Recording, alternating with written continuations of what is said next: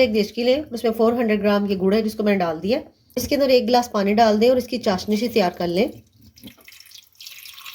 گڑ سارا میلٹ ہو گیا ہے، اس کی چاشنی سی تیار ہو گئی ہے. اور اب اسے ٹھنڈا کر کے تو اسے سٹین کر لیں.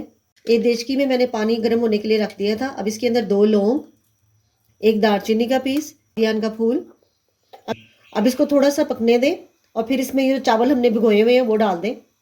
یہ بھیگے ہوئے چاول ہیں جسے میں نے 15 سے 20 منٹ کے لیے بھگو کے رکھا ہوا تھا. اب ان چاولوں کو اس میں ڈال دیں اور یہ ½ kg ہیں.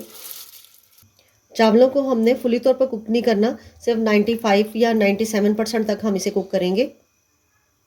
ہمارے کوک ہو گئے، یہ دیکھیں ہمارے فلی طور پر ابھی یہ کوک نہیں ہوئے، بس اس میں تھوڑی سی کسر ہے. سٹین کر لیں. ایک دیشکی لیں، اس میں 2 ٹیبل سپون گھی ایڈ کریں. جب گھی ہمارا میلٹ ہو جائے تو اس میں 2 سبز الائچی جن کو اسے کھول لیں. ½ ٹیبل سپون سونف. اس سے جو گڑ والے چاول ہیں یہ بہت مزے کے بنتے ہیں، اس سے ٹیسٹ بہت اچھا آتا ہے. تھوڑی سی اس میں یہ گری اور یہ کشمش تھوڑی سی، اور 8 سے 10 بادام جن کے میں نے چھلکے اتار لیے ہیں. گھی میں ان کو ہلکا سا فرائی کر لیں.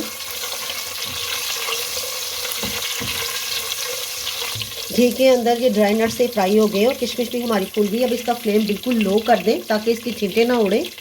اور یہ جو چاشنی ہم نے تیار کی تھی، اس کو سٹین کر لیا تھا، وہ ڈال دیں.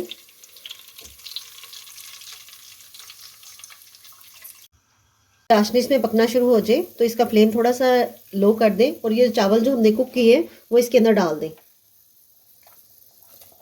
اس کے اندر مکس کر لیں ہلکے ہاتھ سے ہی.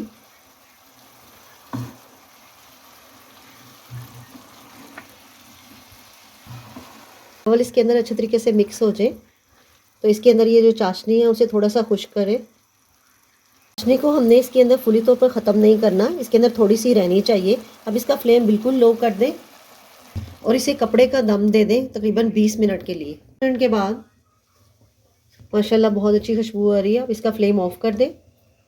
اگر آپ کو میری ویڈیو اچھی لگے تو پلیز چینل کو سبسکرائب، ویڈیو کو لائک اور شیئر ضرور کیجیے گا. ہم اسے سرو کر لیتے ہیں.